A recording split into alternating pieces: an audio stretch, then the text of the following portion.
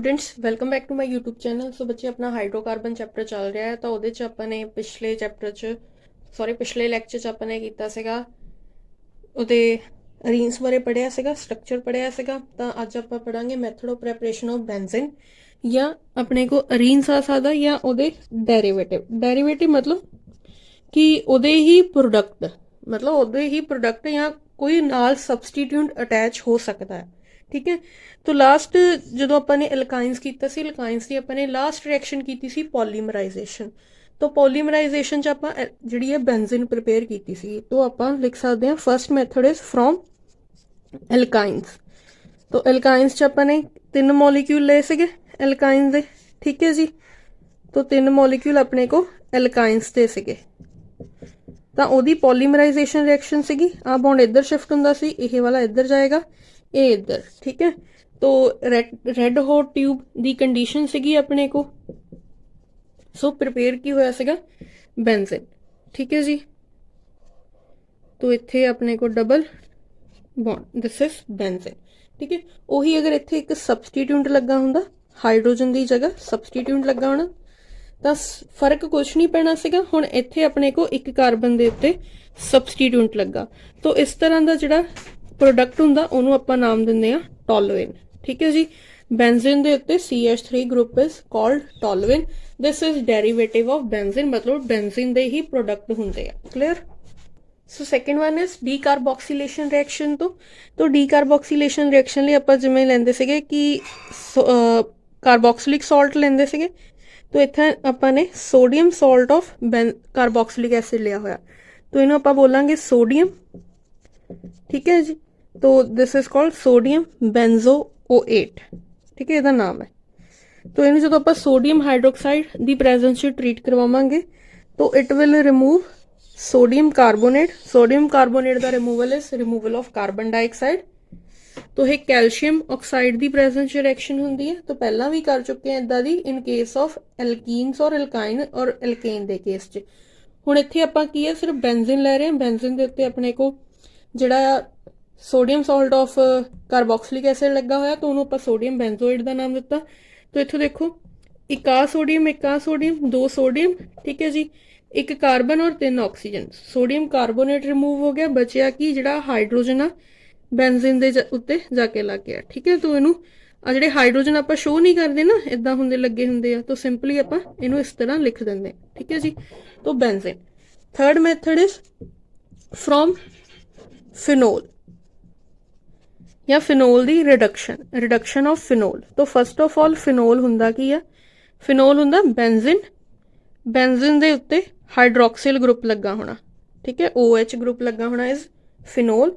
यदि जो आप जिंक डस्ट की प्रेजेंस च रिएक्शन कराने, जिंक डस्ट, ठीक है, जिंक इज मैटल, तो जिंक की करती है रिडक्शन हुंदा रिमूवल ऑफ ऑक्सीजन, इत्थों ऑक्सीजन ले लैंदी है, तो हाइड्रोजन कला बचदा, तो बेंजीन बनी, ठीक है। अगर मैं इत्थे हुण इनू खोल के लिखा तो अपने को कार्बन के उत्ते इदां है, ठीक है। तो जदों इनू ये ऑक्सीजन रिमूव होएगा तो कार्बन के उत्ते हाइड्रोजन रह जाएगा। कार्बन की वैलेंसी तो 4 ही रहेगी ना, इधर भी 4 ही रहेगी, ठीक है। तो जिंक ऑक्साइड बाहर निकल जाता है। Clear. Next reaction is Wurtz Fittig reaction. तो अपने वर्ड्स रिएक्शन पढ़ी है, हुण आपां पढ़ांगे Wurtz Fittig reaction. Naming reaction है, इंपॉर्टेंट है। तो वर्ड्स की हुंदा सी, आपां 2 अल्काइल हैलाइड लैंदे सीगे ते उहनूं सोडियम नाल ट्रीट कराउंदे सी in the presence of dry ether. हुण वर्ड्स फिटिंग च की आ, एक आपां लैणा अल्काइल हैलाइड, ठीक है, मतलब R ग्रुप दे नाल हैलोजन, ठीक है, ट्रीट सोडियम दे नाल ही कराउणा है। पर एक हुण आपां लवांगे अराइल हैलाइड, मतलब बेंजीन दे उत्ते हैलोजन ग्रुप लगा होना, ठीक है। तो रिएक्शन होएगी ड्राई ईथर की प्रेजेंस।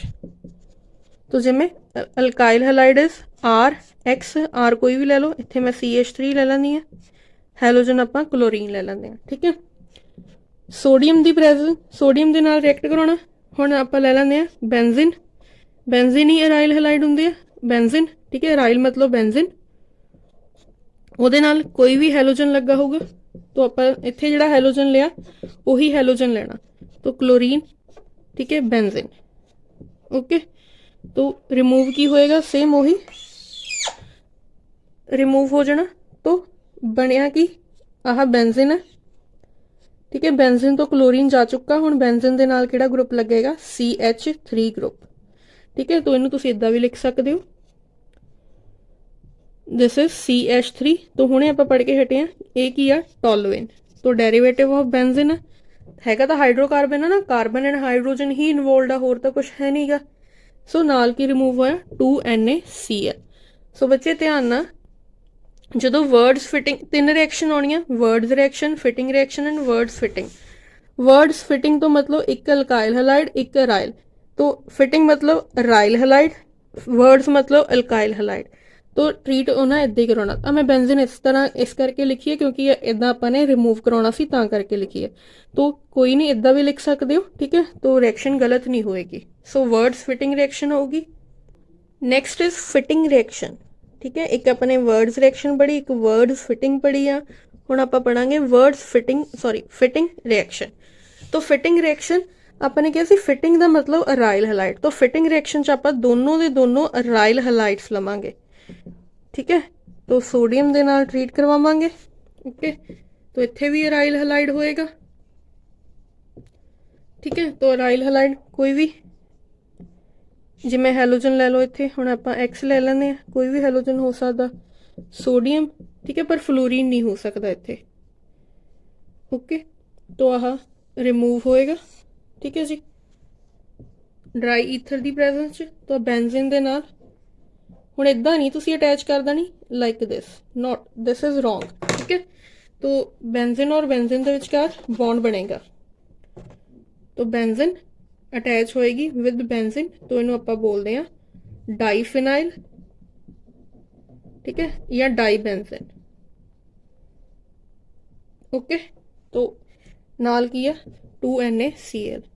तो हुण फर्क की है, वर्ड्स च की हुंदा है, वर्ड्स रिएक्शन च आपां दोने ही अल्काइल हैलाइड लैंदे आ, 2Na प्लस XR, ठीक है। दोने ही अराइल हैलाइड लैंदे आ, तो अपने को एलिफेटिक बनते हैं, ठीक है। वर्ड्स फिटिंग च की सीगा, वर्ड्स फिटिंग, फिटिंग मतलब एक अराइल हैलाइड लिया सी आपां ने, एक आपां ने अल्काइल हैलाइड लिया सी। फिटिंग च की हो गया, दोने दे दोने अराइल हैलाइड, तो प्रोडक्ट इज डाईबेंजीन। तो एक रिएक्शन हुंदी है अल्मैन रिएक्शन, नेमिंग रिएक्शन है, इंपॉर्टेंट है। इन केस ऑफ अल्मैन रिएक्शन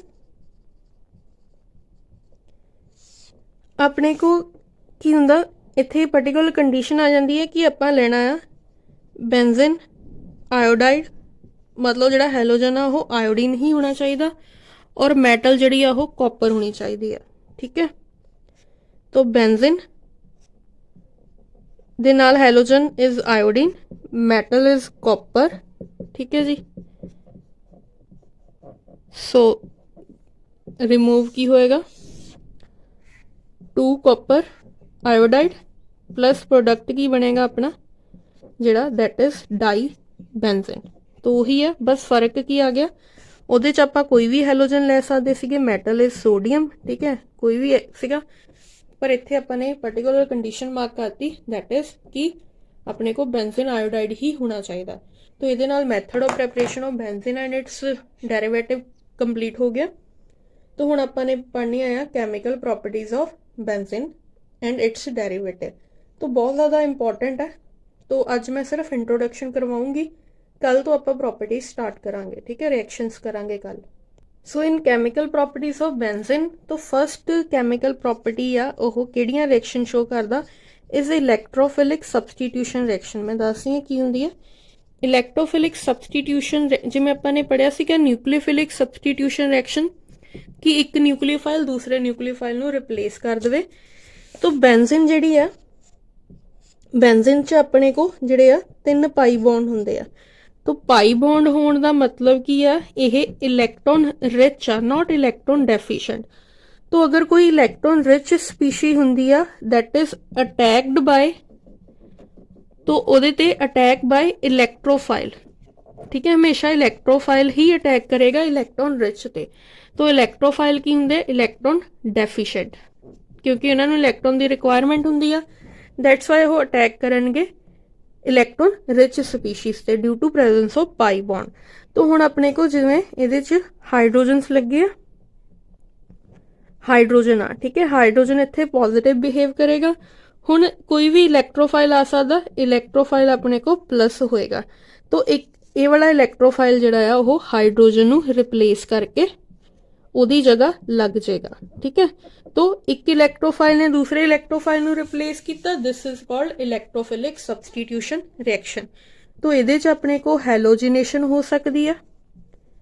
हैलोजिनेशन मतलब ਆਪਾਂ ਨੇ एडिशन करानी है या ਜਿਹੜਾ ਆ ਹਾਈਡਰੋਜਨ ਆ इज रिप्लेसड बाय हैलोजन। तो हैलोजन किद्दां लैंदे ਆਪਾਂ X2, X2 ਦੇ ਵਿੱਚ मतलब अपने को एक अपने को पार्शल नैगेटिव एक पॉजिटिव, पॉजिटिव आ जिहड़ा ਉਹ हाइड्रोजन ਨੂੰ रिप्लेस करेगा, पॉजिटिव इत्थे इलैक्ट्रोफाइल बिहेव करेगा। Second one is nitration, nitration मतलब addition of sorry replacement by nitro group, ठीक है। तो ਇਹਦੇ ਚ रिप्लेस जिहड़ा हुंदा बाय NO2 ग्रुप, ठीक है। तो आपां लैंदे आ नाइट्रिक एसिड HNO3। तो HNO3 नू अगर मैं एक्सपैंड करके लिखा तो यह हुंदा है NO2, this is negative, this is positive. तो पॉजिटिव पार्ट ही रिप्लेस करेगा, that is called nitration. Clear. तो अज मैं समझा रही हूँ बच्चे, तुहानू कल याद होना चाहिए, मतलब ताइयों फिर तुसीं चंगी तरह रिएक्शनस कर पाओगे, बिकॉज इहदियां electrophilic substitution reaction very very important है, तो पक्का आउंदी है पेपर च, इहदा मैकेनिज्म भी आउंदा है, तो कोई ना कोई रिएक्शन जरूर आएगी। सेकेंड थर्ड वन है सल्फोनेशन। सल्फोनेशन, सल्फोनेशन च की हुंदा है कि आपां जिहड़ा H is replaced by SO3H group, ठीक है। तो सल्फ्यूरिक एसिड आ H2SO4, तो इनू मैं इदां लिख सकदी हां, ये नेगेटिव हो गया, आ पार्ट हो गया पॉजिटिव, तो इन्ना रिप्लेस होएगा। देखो आ पूरा H2SO4 ही बनता। नैक्सट हुंदी है फ्रीडल क्राफ्ट एल्काइलेशन। एल्काइलेशन मतलब एल्काइल ग्रुप जिहड़ा है रिप्लेस करेगा, एल्काइल ग्रुप रिप्लेस करेगा हाइड्रोजन नू। तो एल्काइल ग्रुप जिवें आपां कोई कल्ला एल्काइल ग्रुप दे नाल आपां एल्काइल हैलाइड लै सकदे हैं, ठीक है। तो इहदे च आह नैगेटिव हो गया, पॉजिटिव हो गया, ठीक है। क्लियर। तो जो रिएक्शन करांगे उदों ईजिली समझ आएगा। वैसे तो हुणे करवा देंगे रिएक्शन, ठीक है। मैकेनिज्म जिहड़ा है कल डिस्कस कर लांगे, सिंपल ही है रिएक्शन। सो नैक्सट जिवें अपने को हुंदी है फ्रीडल क्राफ्ट एसाइलेशन। एसाइलेशन च अपने को असाइल ग्रुप लगता, असाइल ग्रुप हुंदा RCO, ठीक है। तो ये नाल कोई भी हैलोजन लगा हो सकता, दिस ग्रुप R कोई भी R ग्रुप हो सकता अल्काइल ग्रुप। तो यह नैगेटिव हुंदा, यह पॉजिटिव, सॉरी ये पॉजिटिव हुंदा, यह नैगेटिव हुंदा। तो halogen sorry hydrogen is replaced by this group, तो इन्हों आप बोलते हैं फ्रीडल क्राफ्ट एसाइलेशन रिएक्शन, ठीक है। तो ये इंपॉर्टेंट है। तो वन बाय वन डिस्कस करते हैं रिएक्शनस। तो बाद चो जिहड़ियां दो रिएक्शन रह जाएंगी एडिशन और जिहड़ी ऑक्सीडेशन रिएक्शन, वो बाद च डिस्कस कर लांगे, कल मैकेनिज्म भी डिस्कस कर लांगे, ठीक है। First is halogenation. तो हैलोजिनेशन जिहड़ी हुंदी है ये हैलोजन कैरियर की प्रेजेंस च हुंदी है, हैलोजन कैरियर। तो बाद चो जो मैकेनिज्म करना उदों पता लगेगा कि हैलोजन कैरियर का की काम हुंदा, ठीक है। तो अपने को halogenation reaction is occur in the presence of halogen carriers. तो सिंपल बेंजीन लो, बेंजीन दी ही हैलोजिनेशन करानी है, इहदियां ही कैमिकल प्रॉपर्टीज बननी है X2। तो इत्थे कोई भी हो सकता, क्लोरीन ले लो, ब्रोमीन ले लो। हुण इहनूं जिहड़ा ये पॉजिटिव और नैगेटिव, ठीक है। तो इहनूं तुसीं ब्रेक कर सकदे हो। हुण इत्थे हाइड्रोजन आ अपने को, ओके। तो जिहड़ा नैगेटिव आ ये हाइड्रोजन लेगा, ओके। तो उसकी जगह की लग जाएगा दूसरा हैलोजन, आ वाला रिप्लेस हो गया एक इलैक्ट्रोफाइल बाय सेकंड, ठीक है। हाइड्रोजन को रिप्लेस करता। तो इत्थे हैलोजन कैरियर ले लो कोई भी। तो इत्थे अगर क्लोरीन ले रहे हैं तो क्लोरीनेशन हो जाएगी, अगर ब्रोमीन ले रहे हैं तो ब्रोमीनेशन हो जाएगी, ठीक है। तो यह क्लोरोबेंजीन बन सकती है, यह ब्रोमोबेंजीन, ठीक है। Next is nitration. So nitration हुणे दस के हटी आ आपां जिहड़ी आ in the presence of nitric acid करवाउने आ। तो हाइड्रोजन है, नाइट्रिक एसिड HNO3, ठीक है। तो इनू इदा लिख लो, ईजी रहेगा। मैं जस्ट तुहाडे ईज लई करवा रही हाँ इदा। तो इत्थों वाटर जाएगा, ठीक है, माइनस वाटर। तो अपने को जिहड़ा है हाइड्रोजन की जगह लग गया NO2 ग्रुप। ठीक है, तो this is called nitrobenzene. Similarly sulphonation, sulphonation च आपां की करांगे, सल्फ्यूरिक एसिड लवांगे। तो इत्थे हाइड्रोजन आ तो सल्फ्यूरिक एसिड H2SO4। ठीक है, तो इनू इदां लिख लो OHSO3H। तो इत्थों जाएगा वाटर। ठीक है, वाटर जो रिमूव होएगा तो प्रोडक्ट इज सल्फोनिक, इनू आपां बोलते हैं बेंजीन सल्फोनिक एसिड। SO3H लग गया। ठीक है, नाल की आ गया water. Clear. Next reaction Friedel Crafts acylation, sorry alkylation. तो एल्काइलेशन मतलब एल्काइल ग्रुप रिप्लेस करूँगा तो हाइड्रोजन है, सॉरी बेंजीन, ये हाइड्रोजन लगा है। ओके, तो अपने लेना है अल्काइल हैलाइड CH3Cl। तो इत्थे अपने को -HCl होएगा। तो हाइड्रोजन को किने रिप्लेस करता CH3 ग्रुप ने, तो this is toluene. Clear. Next is acylation. तो फ्रीडल क्राफ्ट एसाइलेशन, तो बेंजीन।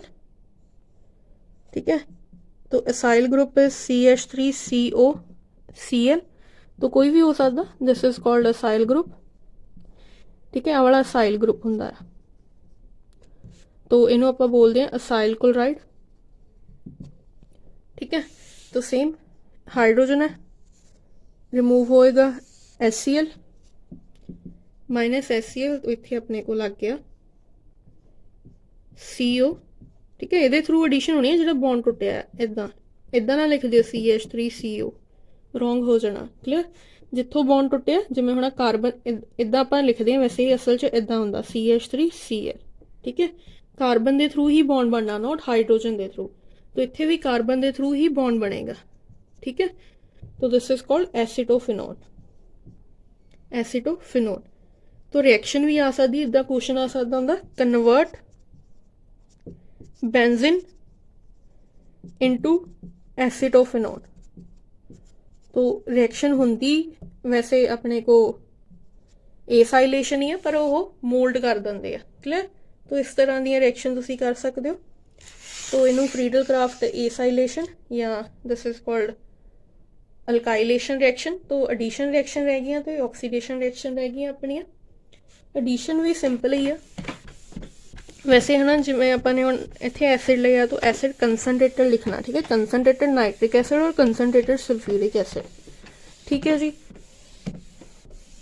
सो नेक्स्ट वन कल करांगे वैसे। ठीक है जी, कल दे लैक्चर च तो एडिशन एंड नाइट्रेशन के नाल ही मैकेनिज्म डिस्कस कर लांगे।